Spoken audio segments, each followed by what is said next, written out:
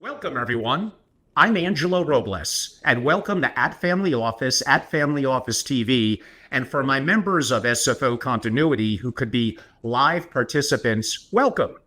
It's a pleasure today. Many of you are business creators, business owners, buying into businesses, investing in varying businesses that could sometimes lead to significant and controlling interest, the opportunity to know exit strategies, to reward employees, to have tax advantages is incredibly important for many of you. We all know the greatest way to create wealth is to either build a successful business or, don't forget Elon, who on multiple different fronts, but one of them, Tesla, purchased an existing business. So there's lots of opportunity here, and a subject in all my decades in the family office world, I don't think, although I know enough about it because I've worked with some advisors and families, I don't think I ever covered this subject. So the subject is ESOPs Uncovered, which stands for Employee Stock Ownership Plan, Unlock Wealth, and Control Your Business. We have one of the foremost thought leaders in the world joining us today. I'm very fortunate, Richard Harmon, Managing Director of CSG Partners. So a little bit of context. Are you considering a strategy that not only secures your business's future, but also unlocks substantial wealth potential? Well, then you're going to be very excited, as I noted, about today's program, because we truly have the person on for what many of you is going to be a game changer, including transitioning from ownership and enhancing quote unquote employee engagement. There's many different facets to an ESOP, including liquidity, tax advantages, definitely boosting employee morale and retention. We're going to get to that. And of course, strategic business continuity, because you want your legacy, whether you were the creator or not, to continue on.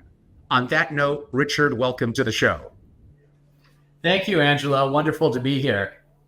It's my pleasure. We're going to have an exciting conversation today. Let me get right to it. I think as a foundational understanding, can you start by giving us a brief overview of what an ESOP is and how it differs from so-called traditional business ownership transition strategies? Absolutely, Angelo. So ESOPs began in 1974, just over 50 years ago. Matter of fact, the 50th anniversary of the signing was on Labor Day a few weeks back when President Ford signed it into law. That was the Employee Retirement Income Services Act of 1974. It also ERISA. ERISA. IRAs. I'm old enough to know these things, Richard. I'm older than you, Angelo. I was like, you'll be surprised. So ERISA was put into place after a lot of negotiations over time. You know, the idea of an ESOP is, look, America's capital society, wealth is concentrated. How do we inspire owners to share equity with their employees? And they came up with this employee stock ownership plan. It was a gentleman called Louis Kelso that started lobbying for this starting in the 50s, and it came to fruition. Now we've had 50 years with ESOP. So what an ESOP is, initially, it was a defined contribution retirement plan, like an IRA and 401k. But the difference is it invests primarily in the company you're working for, in employee securities, right? Employer securities. So different from an M&A where you're literally selling the company to a third party. With the ESOP trust, you're selling a portion of the shares that you own to a retirement trust, an ESOP trust for your employees, right? And so that's where it started out. It started out as a defined contribution pension plan that invests in employer securities. Now, it's evolved over the decades to a full-blown corporate finance transaction because Congress, both sides of the aisles, love ESOPs. Republicans love ESOPs because owners get to take wealth off the table on a tax-advantaged basis and still continue to govern. And Democrats love ESOPs because of getting more wealth and distributed to the hands of employees. So over the decades, over these 5 decades, they've kept expanding the benefits of ESOPs. So I guess I'll leave it there on the first question, but it started out as a defined benefit plan, and we'll get into some details later, but now it's a full-blown corporate finance transaction where you could sell a chunkier business and still govern and get money off the table, get liquidity, get diversification, and all the service providers stay intact as well as your employees. Right. That sounds incredible. So I think the second part of that first question is important to kind of give context and foundation to the audience. In other words, how it differs from traditional business ownership transition, the keyword strategies. So I could sell outright. I could utilize a business broker to effectively sell outright. I could, depending on the scale of the business, potentially sell to a private equity firm. So in believing that my business is successful, has an attractive EBITDA, is going to attract interest, I suppose, why would I do the ESOP, and how does it compare to some of the other options or strategies that I noted? So if somebody just kind of, once in a while we'll get a client who just wants to throw their keys on the table and walk away. And if it's a good private equity deal, it's a great private equity deal. If they're getting a nice amount of cash at closing, they're usually rolling over 20, 25%, sometimes more into the next deal. That's valuable. When you do a third-party sale and you're going through the due diligence process, you're basically opening your kimono, sharing all your trade secrets, sharing your customer list, all kinds of information with your competitor, and that deal may not go anywhere. Yes, they've signed NDAs, but you've still shared lots of insight and the like. And an ESOP literally has evolved. I mentioned this earlier, evolved to a full-blown corporate finance transaction. It's essentially a tax-enhanced leverage buyout of your own business. Right. You're able, with a leveraged ESOP, to go to a bank. Typically, we deal with money center banks, and raise capital to finance these transactions.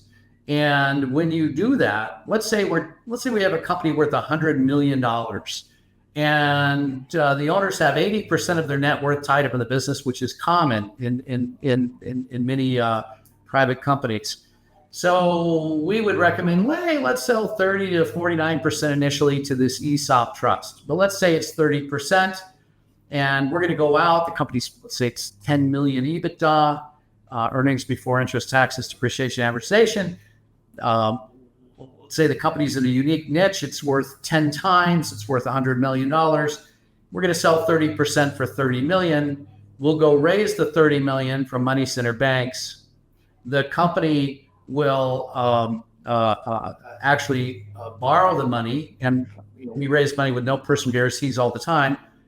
The company will then lend the money to the ESOP trust, the $30 million. The ESOP trust will hand that $30 million to the selling shareholders.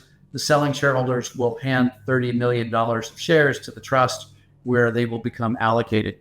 Once you're done with this process, the company gets to write off the entire transaction. It's very tax efficient. They get $30 million of deductions. The owners, when they receive their $30 million, they get a year to reinvest in stocks and bonds of U.S. operating companies, actively managed real estate. You're not allowed to do munis and treasuries, passive instruments, but there's something called a 1042 rollover that Congress put in place in 1984 that allows you to have a year to reinvest these proceeds. So at the end of the day, if you're selling a chunk to the retirement trust, you're getting liquidity, you're getting that money outside of the business, no personal guarantees, and in at least how we do business. You've got that money working for you out of the business, you're continuing to run the business, and you've got those tax benefits. Now, you can get to the point where you're 100% tax-free as an ESOP-owned entity, where literally you can become 100% S Corp ESOP, and the K1 ends up going to the retirement trust, and you don't pay federal or state taxes anymore in perpetuity, and you're allowed to still have a stake in the form of warrants in that S Corp ESOP, up to 49%. So So when you look at an ESOP, and I do this all the time because every company that's we're interested in and advising on an ESOP sale is typically getting approached every other day from private equity or a third party because we're looking at companies with great cash flow, and so are they. So we'll do a compare and contrast, and because of the tax benefits Congress put in place, which I won't get into in too much detail at this point. If you're selling it 10 times to an ESOP, and you'd have to sell it 13, 14x to private equity to end up with the same after-tax money in your pocket. So a lot of owners who've got liquidity trapped in their businesses that still have an appetite for running their business, that still want to be in charge and govern the entity and aren't ready to completely step aside yet, an ESOP's a great way to get liquidity, get diversification, create a great benefit for your employees. And it doesn't preclude you selling to the third party or private equity a few years later. You always have that opportunity as well. So you can get liquidity and diversification on a tax enhanced basis and still have these opportunities in the future just to have that final exit. That's an incredibly powerful vehicle. In the work that I do, consulting families, there's certain strategies, private trust companies, for those with interest in alternative and LP interest, possibly private placement life insurance, and some intertwined onshore and offshore strategies. I've known about ESOP for decades, have been loosely involved in a couple, but never really dove in as much as I would like. And hearing you talk about it, I think this is a long overdue discussion in my community. It does leave me with a lot of questions. And I know one of them that I'm saving for a little further that you did hint on is I know people are going to ask, well, how do the employees have the capital and the money to basically buy out that percentage of the main shareholder, which you glossed over because we got to dive into that, but did acknowledge that there is a way via financing that we're going to get into. But a couple of things. Does it matter if my business is an LLC, an S Corp, or uniquely a C Corp?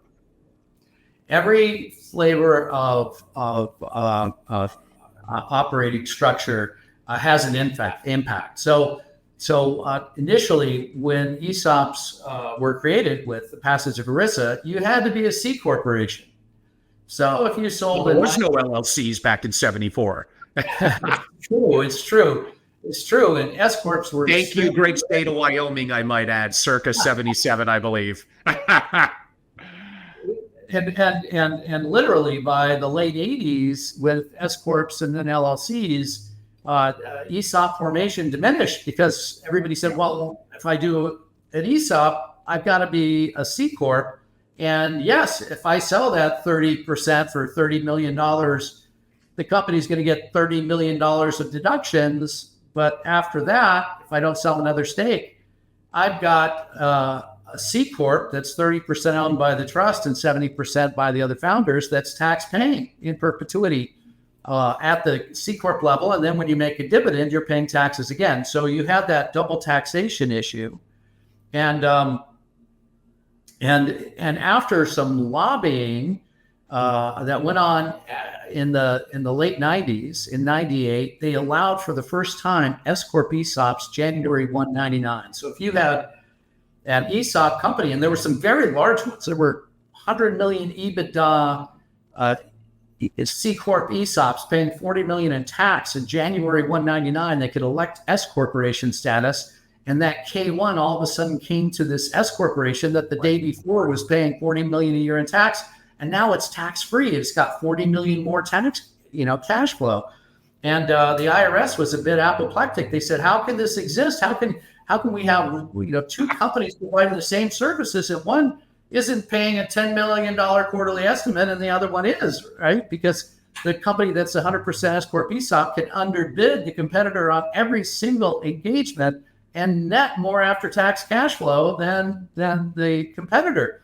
And they literally debated this for a couple of years in Congress. And Congress said, look, this is the best way we can come up with to inspire owners to share equity. And yes, these owners and these companies should enjoy this competitive advantage. So we're in the 25th year now that we've had the ability to have 100% S Corp ESOPs, which is the most tax efficient you could possibly be in under the code.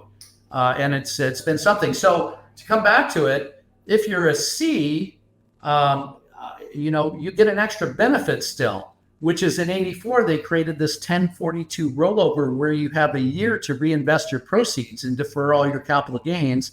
And there's an art to deferring your capital gains, so they end up in your estate. You never pay capital gains. But you have to be a C Corp to still get that benefit. In 99, they didn't allow that 1042 rollover to apply to S Corps. So we end up in a situation a lot of times where we'll sell a minority stake to the ESOP trust, let's say 30% in my example. Let's say the company didn't grow at all. We'll close them as a C Corp. So if they're S, we'll close them as a C. And they're going to have to wait 5 tax years as a C, which is really 4 physical years and a few days. And then we're going to get them back to S and 100% S. So we'll go through this whole process. Now, if you're an LLC, you can close as a C. You can do a Section 351 tax-free exchange, move everything into a C Corp. You can do your ESOP as a C, and the next January 1, you can elect S Corp. So you can go LLC to C to S in a very short period of time, in a few months. If you're an S Corp, you close as a C. You get the ability to defer your capital gains then, but you've got to wait 4 years, 5 tax years, 4 years and a few days typically to get back to your 100% S. Now, if you're a C, you can sell stakes, you get to defer all your gains, and any 1 year after that, you can become 100% S and defer your gains. So the art of it is, if you're an LLC, you're in a catbird seat, because you can go from LLC to C, sell a stake as a C, defer your gains, and then become tax-free any January 1 after that. If you're a C Corp, you could sell stakes to the trust, defer all your gains. So for my example, so we sold 30% for $30 million. Company gets $30 million of deductions, doesn't pay taxes for 3 years as a C Corp. And now we're going to sell another stake 3 years later, let's say 45%. We're going to bring it from 30% sale, 45% sale. If the company hasn't grown, and it's probably grown, and the second sale is probably more valuable, we'll sell another 45% stake. Well, in this case, pretending it's the same value, let's say that's for $45 million. Well, they took $30 million off the table initially, got a year to reinvest, not pay capital gains. They do the second sale, they get another $45 million off the table. So now they've taken $75 million off the table, not paid capital gains on those 2 transactions. The company has gotten $75 million of deductions. So it's paying no taxes really while for the period of time it's existing as a C corporation. And then we're going to do something unique, which is we're going to take that remaining 25% equity and exchange that for warrants. And, when you do an ESOP, sometimes you don't get 100% of your money at closing. Often there's seller notes. And because you stand behind the bank on the seller notes, you're due a mezzanine rate of interest. But we'll say, no, don't take more ordinary income. You already had ordinary income.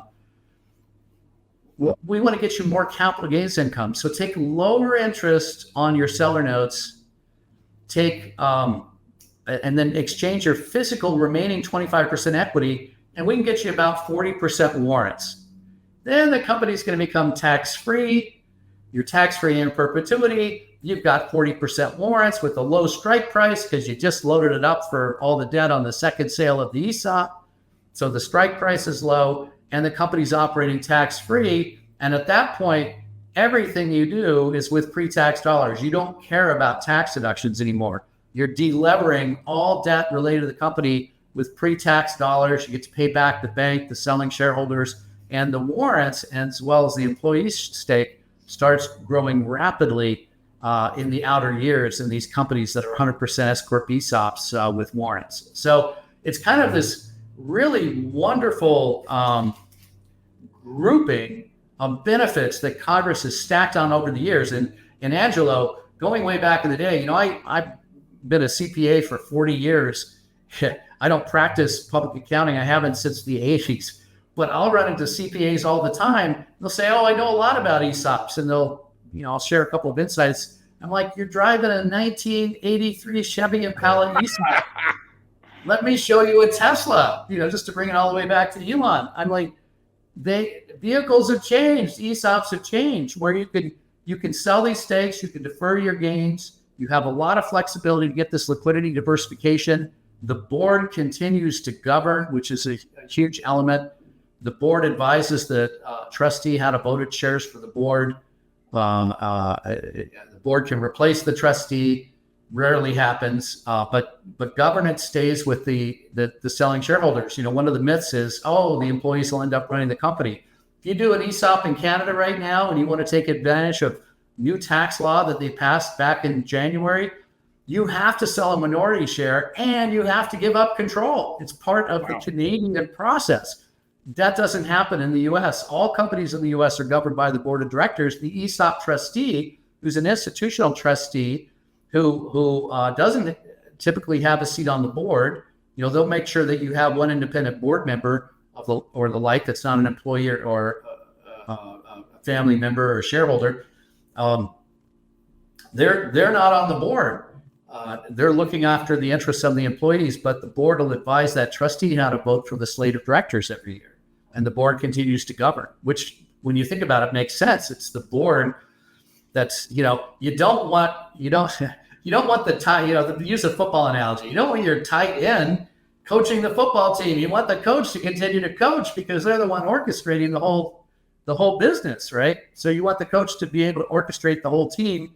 And that's what happens with an ESOP. Now, when you go through a sale with private equity or to a third party, typically you end up having to stay with them for a couple of years. I know you're dealing with a lot of family office situations where people are probably not involved in the day-to-day, but they may have significant stakes in operating companies where they have even controlling interest. It's just interesting to explore. But yeah, it's just lots of fun things. So I love this balance of comparing and contrasting. Richard, wow. That was an incredibly beneficial and overview of not just governance and decision-making and the value of an ESOP, but tax considerations as well, especially given your accounting background, incredibly useful. I think one of the things when they hear about an ESOP that's a positive that people seem to loosely understand, and again, we hinted at it, but we'll dive a little deeper, is the tremendous value of the employee benefits. It simply enhances employee engagement, retention, motivation. I mean, where do I end? So the impact on company performance should be incredibly valuable. Talk a little bit about some of the things that you've seen over the decades how that ended up being exactly true. I have a few clients where they're just extraordinary ESOPs, where the companies were very valuable to begin with. And once they did the ESOPs, the owners got liquidity, got diversification, were happy to be investing their proceeds off on the sides. But, I have one client who I always say doesn't pay that person in the mailroom a nickel more than a person in the mailroom should be paid, $40,000, $50,000, $60,000, and absolutely loves the fact that 10 years into his ESOP, that employee, the average employee in his firm has more than $1 million that's accumulated in the ESOP account. Now, this particular company has been running tax-free for 10 years, and it generates 8 figures of EBITDA, and it saves 8 figures in taxes every year, right? And that initial additional cash flow was used to pay down the obligation to the selling shareholders. And then now there's just all this extra cash flow. And so later on, when these employees reach retirement milestones, the company will make a market for the shares at the fair market value. Just to sidetrack on ESOPs, once you do an ESOP, you have to do annual administration. There's an annual valuation that's done each year. You're paying for this independent trustee. there's a third-party administration firm that creates these statements for your employees. Here's how many shares you're allocated. You get allocated shares based on your W-2 salary. There's a pool available each year under an amortization schedule that changes for each company. Here's how many shares you're vested in. You vest over a 6-year period, typically years 2 through 6, 20% a year. And here's the value of your shares. Well, when you first do an ESOP, the first couple of years, there's a lot of debt to the bank and the selling shareholders. So the value is typically low. But after about 3 years, the debt is delevering rapidly because you to delever that debt with pre-tax dollars. So their share value is growing. And that's when they start to get the big smile on their face. So I've had situations, a matter of fact, I think last year with CSG, my firm, I think just companies that ended up selling to third parties or private equity that had prior done ESOP created 500 millionaires just among employees. You just can't save that on $40, $50, $60, $80,000 a year. I had somebody come up to me. We had done an ESOP for him in 2017, and he was in insurance space, which commands quite a multiple. And they sold a year and a half ago. They sold finally to one of the huge parties, that private equity firms that rolls up insurance. And he had a woman who worked as his receptionist for 18 years, and she was 58 years old. And she got $1.7 million into her. When you sell, they typically shut down the ESOP, and every employee gets money into they get to defer it by putting it into their IRA or 401k at that moment. So, and he said to me, he came up to me, he goes, Richard, he goes, one of the best days of my life, other than the birth of my kids and my grandkids. It just gave him chills. And she was just in tears. She and her husband, like, how are we going to pay for our retirement? Well, here's $1.7 million that you never thought you'd have because of the ESOP. I had another client where just a few years after they did their original transaction, it was a smaller transaction. It was a $20 million transaction. We sold 80% initially. The owner still had warrants. And a couple of years later, he said, please sell the whole company. We ran an M&A process. We sold the whole company. Company had gone up in value. It was the same multiple, actually. The high bidder, all cash, $25 million sale. And he said to me, he was in Florida. He said, Richard, he goes, $25 million sale. If I waited and sold to private equity, I would have netted 20. But because I did the ESOP first, I saved $3.5 million in taxes on the first sale in Florida. It would have been more if you're in California, right? So he goes, I netted, $23.2 million. And my employees, I brought them in one at a time. I said, by the way, I want to let you know, we had a big event recently. We sold the company. The good news is you get to keep your job because they're not laying off anyone. And there's usually a lot of trauma and drama whenever there's an acquisition or a sale, acquisition by private equity or third party. And better piece of good news is you're getting 5 times your annual salary into your 401k because the ESOP allocations were accelerated. And in this case, he was telling me about this woman who just bought her first house. They used every nickel they had, and she was making $60,000 a year, and she got $300,000 into her ESOP. So why do I love ESOPs, and why am I passionate about them? So many owners don't understand the benefits. Why? All of us make more money if we just sell you a third party, do private equity deal. That's where the bigger fees are. And that's why, nobody pays attention to ESOPs, but it's our particular niche. We've done some $25 billion of these transactions at this point.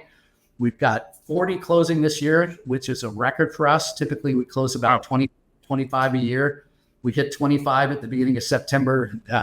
I think, I've got one closing in 2 days. I've got another one closing at the end of the month, but the firm will hit 40 by end of year. It's just a wonderful, I'm so pleased you're doing this program. It's just wonderful for people to understand there's another door to go through.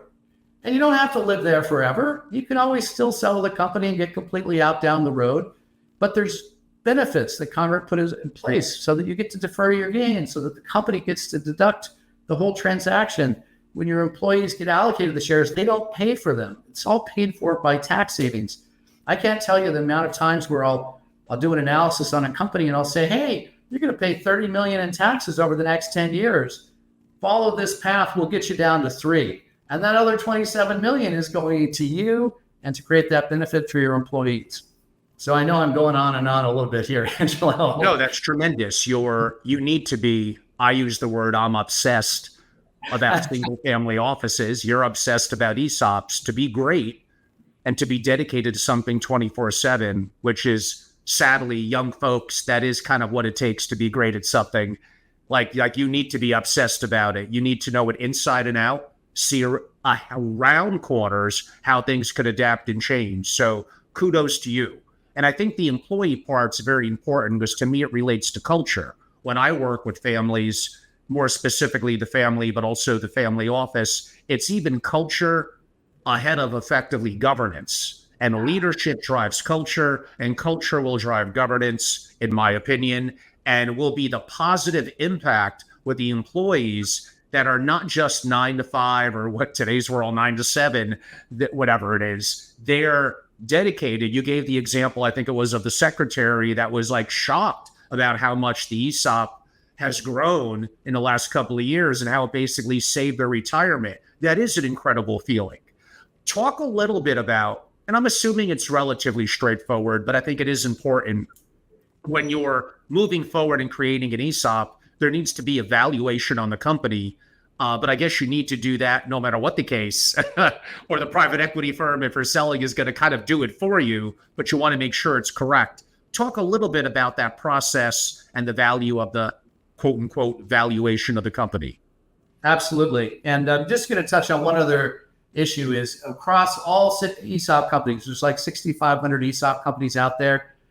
They grow faster. The employees earn more. It laid off dramatically less employees during the Great Recession. When you embrace that communication plan with your employees, you do get everybody paddling the same direction, and they understand if they're generating more revenue and profits, what it's going to mean to their stake over time. So that's very valuable. But sorry, refresh me on that. Simply the valuation process. Is that simply an outside appraiser? It is, but when we work with somebody, we like to give them a sense of what we think their company's worth, right? Because just like appraising a commercial building, everybody uses the same tools, right? And by the way, in the world of ESOPs are a financial buyer. Private equity is typically a financial buyer, sometimes a strategic buyer. Third party's always a financial buyer, sometimes, shouldn't say always, sometimes a strategic buyer. Classic example, when Google/Alphabet bought YouTube, it was a strategic acquisition, had nothing to do with earnings and profits, right? And they paid $1.4 billion for it, right? So when you have a strategic buyer, an ESOP is not the door to go through. You go through the strategic door because you get so much money that even after you pay all your taxes, you can bonus the heck out of all your employees to your heart's content. So what we do is we'll do an analysis because we know what, we'll look at, 5 years of financial history, current tax return, projections, and we'll look at employee census and we'll do an analysis and we'll say, hey, this is what we think your company's worth. Here's the valuation range. In your industry, here's the multiple. A lot of times it's between 5.5 and 8. You have some outliers. Some are 10, some are 12. Typically not 4 though, because discounted cash flow is the prime driver for most valuation. That's what you're really paying for, even when you're also paying for liquidity opportunities with public share transfer, but it's really, you're paying for that present value of the expected future cash flow. So that's always a big driver in valuation. Another driver is, of course, public comps, but small company doesn't have access to the capital markets, so you have to discount the public comps quite a bit. And if you can find private comps, that's great. And if the company has offers that it's received, those count as well. So we blend that all together. We say, hey, here's what we think the valuation range is, and here's how much capital we think we could raise on this transaction that's safe for the company. Again, you get to delever it with pre-tax dollars. And that's a key distinguisher between M&A and ESOP also, because typically with an ESOP, the company might be worth this 5.5 to 8x, but the money center banks are going to lend 2 to 3.5 times EBITDA, right? So it lends to selling a smaller stake, so you get a lot of capital at closing. But if you go and sell that first example I used, $100 million company to an ESOP for, let's just be clever and sell 75% for $75 million and then exchange the rest for 40% warrants. Well, you've got a year to acquire $75 million of replacement property. But if I've only raised $30 million, you've got $30 million to leverage up and find $75 million of assets to defer all your capital gains. And if you don't do that, you'll be paying capital gains on whatever you don't reinvest. So with an ESOP, you're usually taking a couple of bites off the table if you want to optimize your long-term after-tax cash flow by being able to reinvest your proceeds. I know I'm kind of in the weeds there. So anyway, we do that valuation just to explain to the candidate, hey, this is how it looks through our eyes. And they say, well, that looks great. And then we'll say, here's how we think you should structure. In this case, let's sell 40% initially. Here's how much capital you'll get at closing. Here's what that, it's probably going to increase your after-tax cash flow 3 to 5 times over the next 5 years through our approach. And they say, fine, let's go forward. Then we write a financial memorandum, same document, confidential information memorandum, same document we would use if we were shopping them to private equity or a third party. And then we circulate a version of it to the banks. We do a money center auction. We'll raise capital. We'll circulate the deck to 10 to 30 financial institutions, sometimes 50 or 60.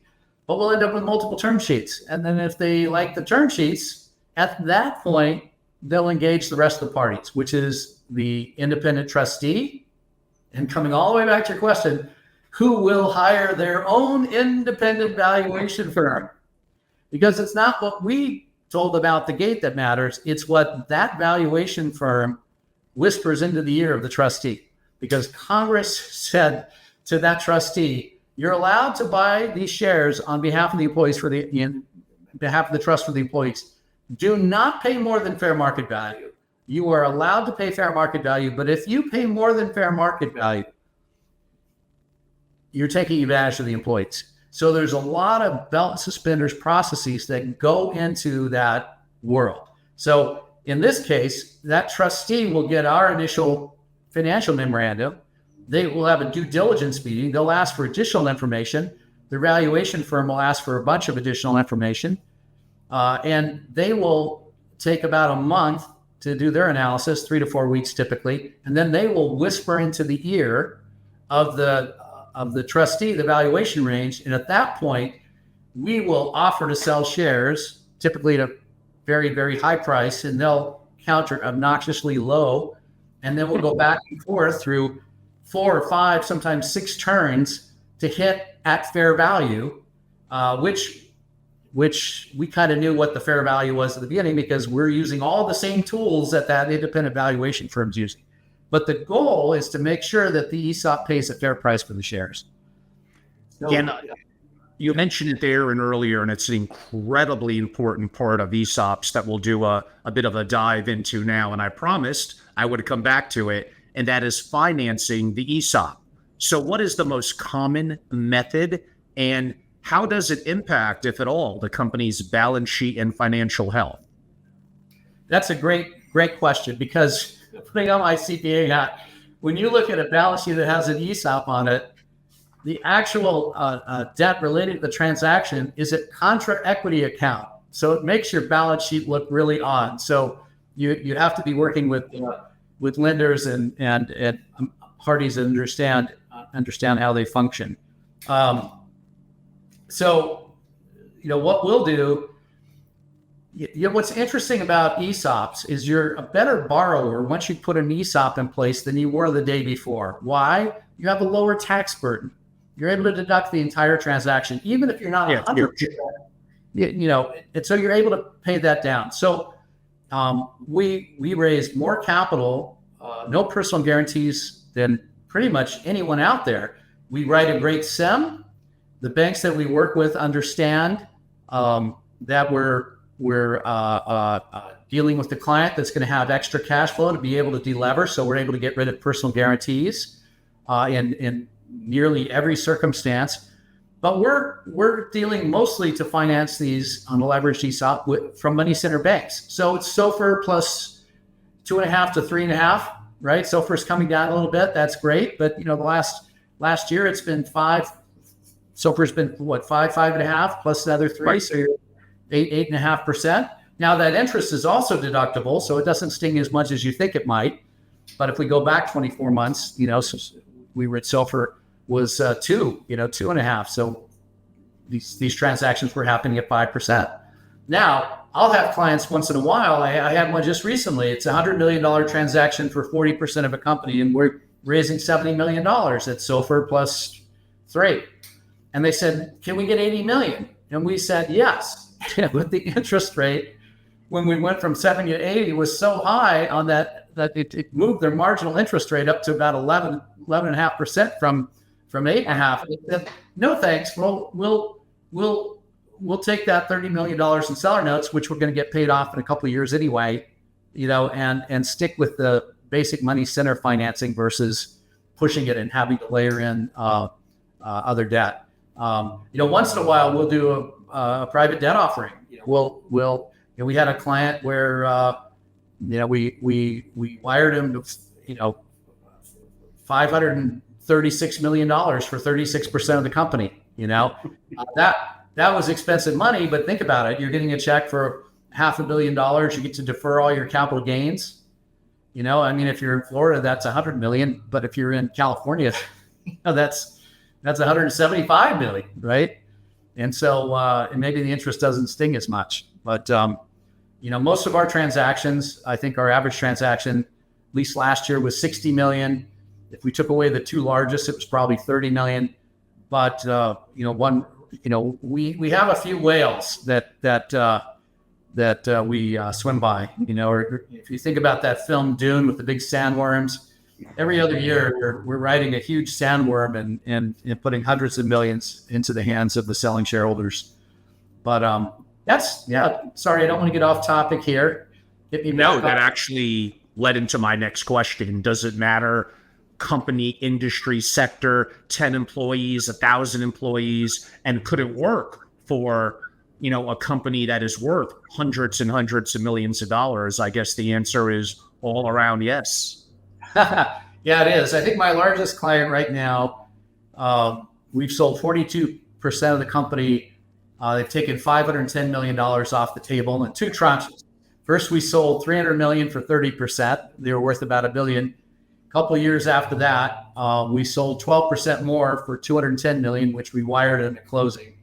And they currently own 58% of the company. It's a California company. So we're at that point now where they basically delevered all that debt. And I'm hoping they'll go from 42% up to about 75% and then become 100% S Corp ESOP and take another probably $600 million off the table. That's the largest deal. So we love those deals. They're very complicated, but doing one deal of that magnitude for me is doing 20 smaller transactions. So I love the really big deals. But when you're in that space, as that client is, you have so many options. We should go public. Oh, we should do this. We should do that. I got a client the other day who's 30 million EBITDA. He goes, we're thinking about going public. That particular company, you'd probably do it through a SPAC backdoor method. It's a bad idea for them. I think they'll end up doing an ESOP because it's just, it's wonderful. They have a company that's worth $300 million. Let's take $100 million off the table. I think anyway, I could go on about that, but it works for small companies. You need to have, from a statutory perspective, 10 employees for a partial ESOP, 12 employees for 100%. What's an employee? Somebody who works 1,000 hours a year, still employed on the last day of the year, W-2. Okay. We like to see 20 or more employees. Sometimes, I have this client, I mentioned this $100 million deal where we're selling 40% that we're closing in about 60 days. They have 2,400 employees. I'll have another company with the same EBITDA that has 60 employees. Well, it's still valuable for the 2,400, but for the 60 employees, oh my gosh, don't quit your day job, right? So ESOPs, those employees, they get a statement every year. The first statements, there's not much there usually because the debt's being paid down, and then they start to see the value accumulate. Did I fully You're answer? always a little bit of one step ahead of me because you're the pro on this. I was going to ask you about exit strategy and timing. Is there an ideal stage or timing for the business owner to consider implementing an ESOP? Does it even vary by industry or company size? Well, we like to see companies with solid cash flow, 3 to 5 million more or more in EBITDA.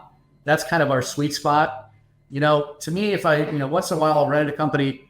I had a client or somebody approached me in 2019. He goes, Richard, I'm 6 million top line, $1 million bottom line. I said, well, what do you think you're worth? 3 to 4 million. I said, I'd agree. I said, but if I can get you to 3 to 5 million, you're going to be worth 6 to 8x. You'll be worth 18 to 40 million. Yeah. Right? And the hard part was getting from 0 to 6 million in revenue to $1 million in profits. It's a little, if we get you over 10 million in revenue, you need to be over 10 million in revenue for our banks to pay attention. Once in a while, I'll have somebody 8 million top line, 4 million bottom line. This incredibly profitable company. 80% of the banks don't want to play because this is some kind of metric that they have in their internal systems. We don't want to play with the company. Once they've got to a certain revenue size, et cetera, we know they've got certain controls in, they've got certain things. So we love that 3 to 5 million or more. In that example I used where the guy came up to 19, in 22, he came back to me, he goes, Richard, we're 26 and 6 now. So in 22, we did a 40% ESOP. He took 20 million off the table where the whole company was only worth 3 to 4 million in 2019, right? Now, time and grade of a company. I always say nobody gets hurt taking profit, getting liquidity, getting diversification. I've built and sold a bunch of businesses. I had a large technology staffing business in the 90s. We sold to a company in 97 that went public. We grew from $1.8 million 1 year to 18 million, doubled again. We were in 30 offices around the US. We had 500 programmers working for us, mostly on Fortune 100 company software assignments. When the dot-com implosion hit, we would have been out of business. But luckily we got liquidity before that event, right? So I always say nobody gets hurt taking profits. And once in a while I have somebody growing really rapidly. They're going, but Richard, I'm gonna double next year in revenues and profits. I'm like, wait, you're doubling your equity. I said, but the point that all becomes normalized where you're growing 20, 25% a year, the trustee will pay for that growth. But if you're growing 100% a year, they're like, show me. I'm not going to believe you that you're going to continue growing 100% a year because nobody does for more than a period of a few years. So I will tell people, I will say, let's slow down. Let's just take your pulse each year as you're going up this curve until your earnings are normalized. And now look what you'll be able to take off the table and look at the stake that you're creating that you're going to be sharing among your employees. So when a company is too small, the 6 and 1, the employees get their statements. There's nothing there. It's not interesting for them. If the company's achieved meaningful cash flow and we do a transaction, it's gonna become a meaningful benefit for the employees. And when you do these transactions, you're paying for that trustee, you're paying for that annual valuation, paying for the third-party administration firm to create the statements for everybody.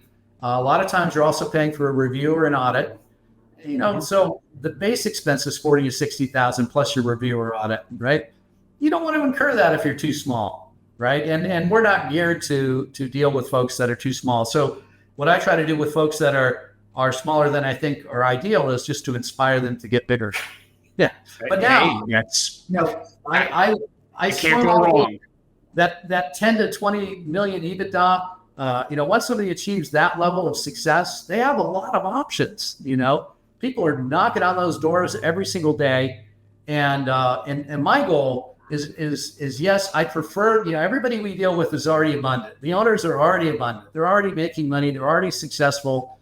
Maybe they've got a lot of tax burdens, etc., which are frustrating them, and we can certainly help with that. But they're already abundant. But if they go down this ESOP path in stages, they're going to magnify their wealth, and they're going to create this beautiful trail of gold for their employees and have everybody aligned in a way that, we've had these circumstances that people couldn't work their entire careers and end up with the benefit that they have in an ESOP. When the ratios of value to headcount are all aligned. That's tremendous, Richard. I do have some questions. I guess you could say pre-interview. I don't know if I'd say I'd lied to you, but it'll be a little bit under an hour. Well, I probably need about 10 or 12 more minutes, so we're going to go a notch longer than an hour, but maybe we'll try to be a little bit of rapid fire. So I think it's important to talk a little bit about what I would define as transition period. What does the typical transaction timeline look like for implementing the ESOP, and how can the business owners prepare for this process? Well, I'll answer the time frame. It's 4 to 6 months. Typically, it's 5 months, right? It usually takes us 3 weeks to do that analysis, another week to see if you're interested. We go into the second phase. It takes us a month to write the financial memorandum. It takes a month to raise the capital. And at the point we've raised the capital, once you engage the trustee, et cetera, that's a 3 to 4 month process to close it. The trustees buying the shares on behalf of the trust. Preparation wise, I had a very frustrating one several years ago where it's a $100 million transaction for just a portion of the company, and we had the capital raise, but they needed an audit, and they hadn't been audited. So I'm like, in my own head, it's going to take 4 to 6 months to get the audit in place. It took 2 years. The deal went sideways, and then the client got their head turned by private equity. This is in 2018. In 2024, 6 years later, they never sold anything, right? And they're probably going to eventually do an ESOP at some point. But I was very frustrated that they weren't prepared. So I always like to coach everyone. If the buyer, I don't care who your buyer is, if they can't trust your financial statements, you're going to get a haircut on the deal, right? So a lot of folks will do quality of earnings in advance. Private equity does it just all the time. Now we're seeing it maybe in 1 out of 15 transactions on the ESOP side where a trustee might want to see a Q of E report.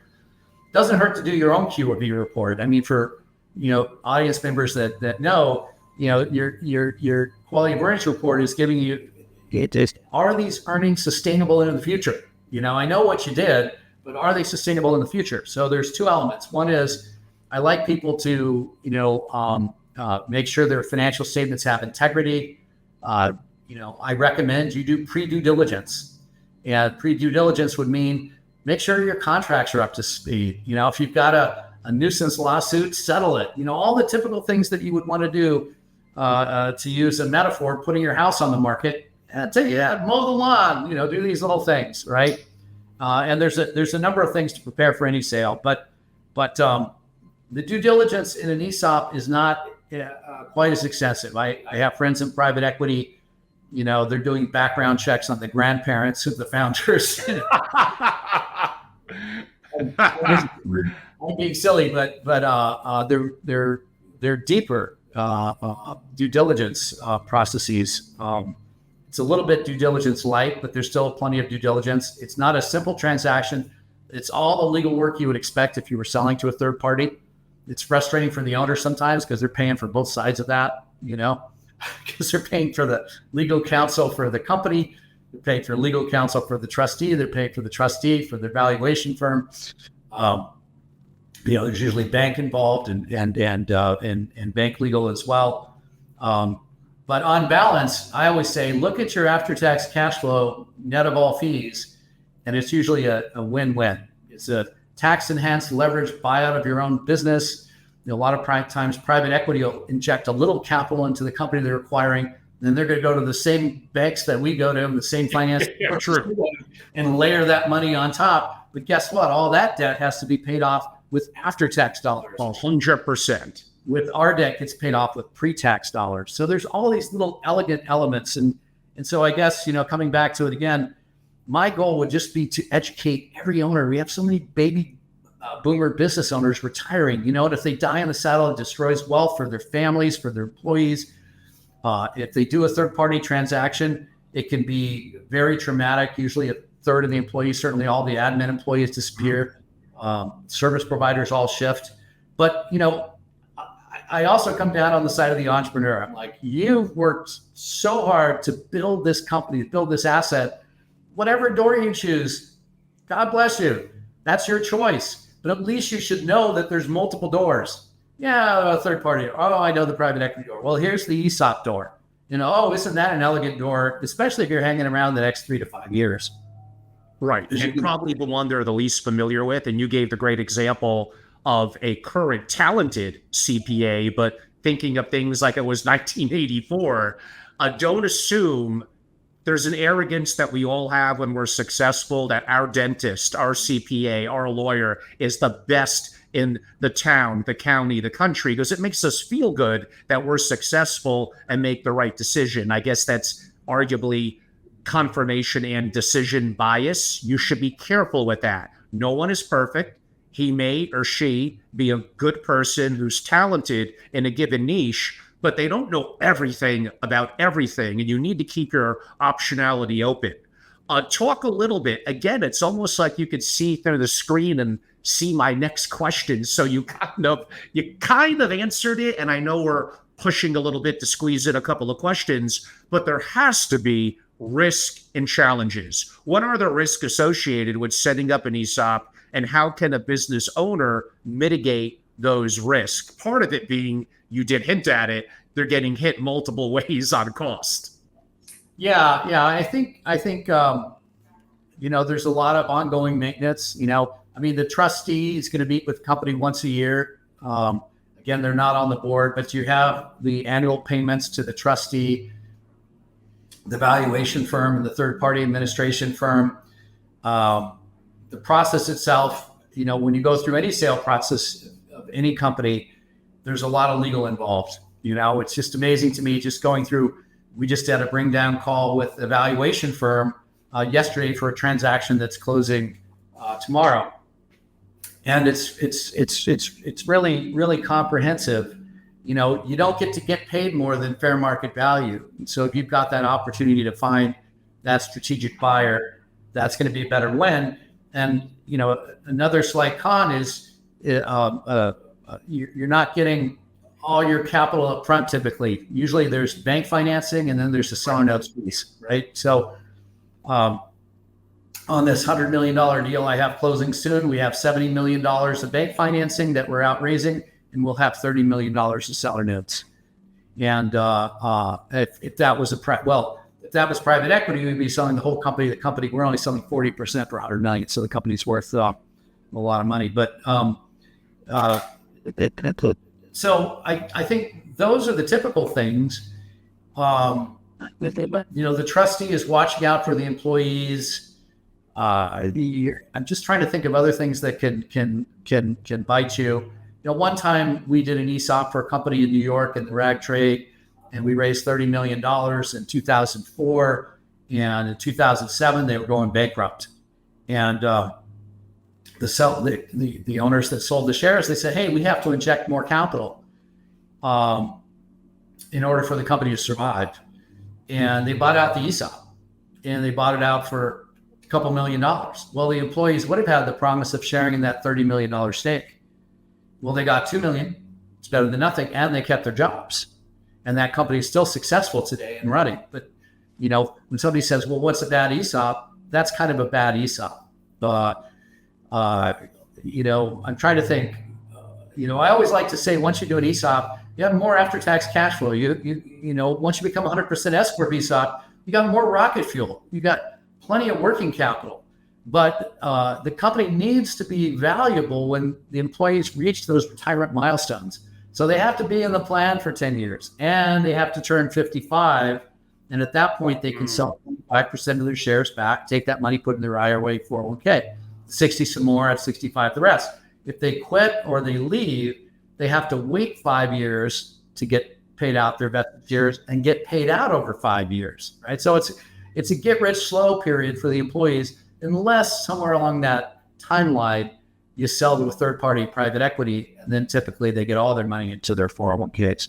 So there's that risk. I always like to say is, guess what? At least you've got more after-tax cash flow to be able to survive and compete than your competitors. So it's like we're giving you extra, 10 gallons of water to cross the desert, versus the person you're racing against. And so I think my final couple of questions, Richard, is there any one or two myths or misconceptions that people may have that you would like to debunk on ESOPs? I think the biggest myth is that the inmates are going to run the asylum, right? That once in a while you have a company where the inmates are already running the asylum, meaning it's a great game of business. It's open book already. I just did an ESOP that the owner's been following the great game of business for a long time. It's a construction company, 260 employees, and every employee knows everything about that business and on any particular day where they are on their particular job and whether it's profitable in their head or behind.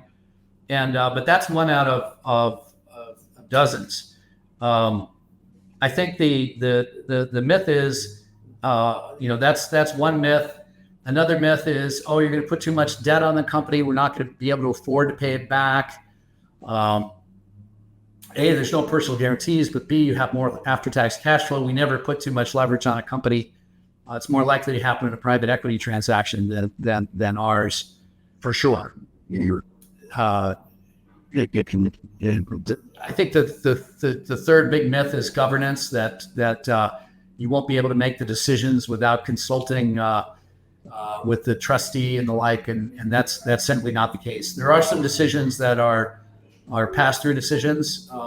If you're selling the company, that's a vote that passes down.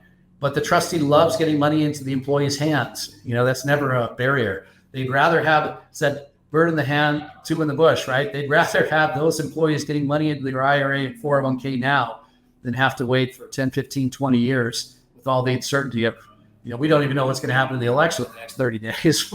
Imagine the uncertainty over 2 or 3 decades. So that's not an issue. Those are the main ones that I kind of run up against time and again. And Of course. And I believe my last question, succession planning. So if the majority owner has a family, children that are engaged in the company, does that simplify matters? Do they need to have a conversation relative to what's the family goal moving forward 1 year, 3 year, and 5 years? How does succession planning and ESOPs play a role? So there's some just estate planning benefits related to ESOPs. Just yesterday, I was on a call with the transaction we have closing in 4 weeks, where they're setting things up in trusts, for the next generation, basically, right? So, and I won't get into the estate planning aspects of it, but in succession planning, I have this client that has this really successful company that will it's set up to kind of run in perpetuity. And I said, look, you've got all these warrants and you're selling back most of the warrants. Well, why don't you keep 1% of your 40% warrants? Just execute 1%. Well, now the company is not 100% tax-free anymore. It's getting, the ESOP trust is getting a K1 for 99%, and you're going to get a K1 for 1%. But you can make a decision to retire all the shares as employees retire over the next 20 years. You can retire those shares to Treasury as opposed to recirculating them to the employees. And I said, 20 years from now, your 3-year-old daughter, if she's interested in running the company, you can own 100% of the company again. So you got all this liquidity, you got all this diversification. All these employees got this great benefit. And he said to me, he goes, but Richard, I love the employees having this benefit. I said, well, the way your transaction was set up, he's 10 years in. So shares are still being allocated until 2034, another 10 years. I know. And I know what he's going to do. He's not going to do that. He's going to circulate those shares so that after he's dead and gone, this company's going to keep cranking. And as people retire, there's new people coming in, and they're going to get all inspired, and they're going to be able to build up this great benefit. It's going to keep his legacy alive for generations. But the other side of it is you can use an ESOP. Let's say you've got family members and they transferred some equity to the next generation that's running the company. You can use the ESOP to buy out that retiring shareholder. Mm-hmm. You get that all liquid outside the estate. There's just a whole art to it, and happy to, they're all puzzles, right? And they're not really Rubik's Cube puzzles. They're not that complicated, but they're solvable, and there's great solutions. And then the goal is to just have a compare and contrast. Oh my gosh, I have this option, and how does that feel? Oh, I've got this offer. I had a friend of mine who had a $50 million offer, and I'm changing the numbers, and I'm not going to talk about the industry or anything, in California. And he used a 37.5% capital gains tax rate, right? And the original deal, they said, oh, we want you to roll 40%, so we'll get you $30 million at closing. So, well, what does that mean? He gets $30 million. Well, you think he'd be paying 37% of $30 million, 11 or 12 on taxes. No. They were structuring it so it was a stock purchase, but treated for IRS purposes as an asset purchase. Well, what did that mean? It means of the 30 million, 10 million would be treated as ordinary income for him. And the other, so he's netting 18 million on a $15 million near and he's taking a bet with 40% of the rollover. I said, that's not a good deal. I said, if you can get him up to 40 million on that 50 million, he's near 70. He's at time of grade. He wants to step aside. I said, you do an ESOP, we sell 49%. We'll get you 22 million at closing, 3 million at seller notes. You'll still own 51%. You'll still govern, right? And he sold the private equity. So he sold 8 weeks ago, because he kind of wants to be done. And I also said to him, and I've had this happen more than once. I said, you're going to be the next day after sale, you're an employee. And I said, you're there 6 days a week right now. My goal for you post ESOP would have been you get yourself off the front lines, you get that team in place that can run everything without you. And then when you do your final sale, they don't need to keep you. Now you've been running this business since '89 and you're going to be an employee. So 2 weeks after the transaction, I said, so you happy? Yeah. He said, talk to me in a month. So I know he's not happy. How can you be happy? Got a really nice check, which happens in a lot of private equity transactions, but post-transaction, life changes, right? For sure. We used to do so many acquisitions. He goes, I would tell everybody, sit them down. I'm like, you're going to get a really nice check. It's going to make you really happy. But, you're not the king anymore. You're not the crown prince. You're not the prince. You're not the princess or queen. Although it seems like a lot of my transactions we've done a few transactions for very successful women-owned companies, but I may be complicating matters a little bit, Richard, and I hate to throw a real final last question. Suppose I have a holding company. Let's just say it's structured out of the great state of Wyoming, and the holding company has several companies in it that collectively have 20 plus employees, but they're technically at different industries, LLCs, but theoretically they're under the wrapper of the holdco.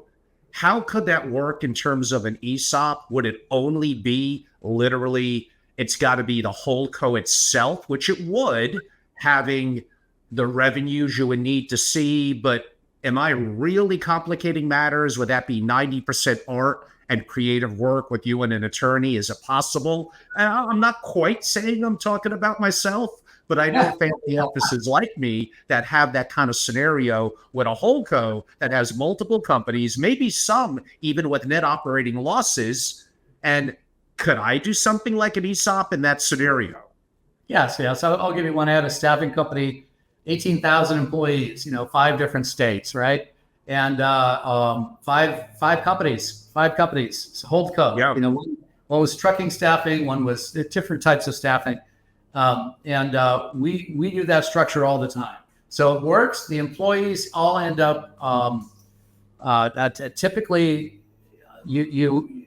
there is some financial gymnastics, but the ESOP does happen at the holdco level. And all of those companies, you can choose which ones that you want to participate in ESOP and which ones you don't. Maybe you can, cherry pick some and leave some out. Like if you've got one that's growing really fast, oh, I don't want to sell that one yet. I've had that happen a lot of times where I've got people going to new areas, opening new offices. I'm like, no, let's not include that because it's not generating revenues and profits. But we do that all the time. Right now, I've got one. I've got 42 LLCs, right? and we're putting the whole co on top. And there's complexity. A lot of the LLCs have other minority members, but it's working just fine. So, wow, clever question. I so much enjoyed your insightful thoughts and responses to guide me through all your questions today. Thank you for the preparation that you did in advance and just for how your mind works. And it's just been quite a joy to be here today. Well, thank you, Richard. When I'm having the king of ESOPs on, I'd better come to the table somewhat prepared. So, Richard, it's been an honor. I appreciate the insight to my business owners and families. For those that would like to learn more about you, the company, and even directly reach out to you or someone from your team, how could they do so? The simplest thing is just to go to csgpartners.com, carlsamgeorgepartners.com, csgpartners.com. My email, rharmon@csgpartners.com. We have a great team. I am so thrilled with our team. I've been with the organization for 13 years. I've done a few $1 billion of transactions personally, but we have an extraordinary bench. And it's just, it's the joy of my life that as I develop business, which I have transactions going on all over the US, that I have this team to support me in the capital raises, in the financial memorandums, in the whole process from end to end. And we'll give you a sense. We'll give you a sense of what things look like. Our marketing team will grab you the moment you get to csgpartners.com. And worst case, if you're reaching out that way, you may mention, hey, to Richard, I heard you on Angelo Robles's program or podcast. My members could reach out directly to me, and I'm happy to make a direct introduction. Hopefully that's part of my value added, knowing incredible people like Richard and favorably be able to make a more direct quote unquote introduction. That's very kind of you, Richard. I highly recommend if you're a business owner, equity holder, if you're a significant employee and know your employer or equity holders well, and don't be bashful, bring it up to them. You're bringing value added of something that, yes, it's going to be good for you, but it's going to be valuable for them to potentially, if they're looking at other options, to know what their quote unquote their options are. So everyone, I'm Angelo Robles. Welcome to my Family Office TV, at Family Office as well. So go to YouTube, subscribe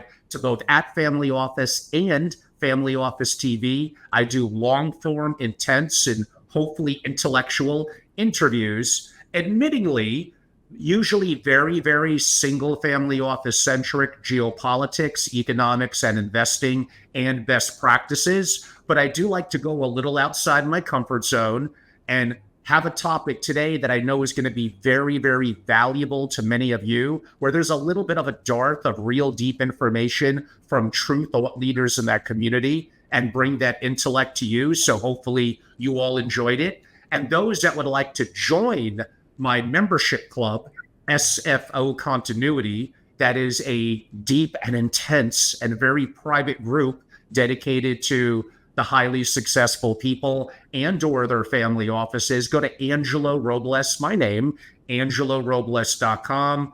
Trust me, you can't miss it. I give away a fair amount of white papers, resources, and videos on my site, so it's informational as well. And I hope you see the value to potentially look at and join in terms of what I'm doing. Simply go to angelorobles.com. Richard, again, it's been great to have you on. Audience, I appreciate all of you. Look forward to the next time. And Richard, it's been a pleasure. Look forward to the next time as well. Thank you. Been a pleasure. Thank you, Angelo. Bye-bye. My pleasure. Have a good day.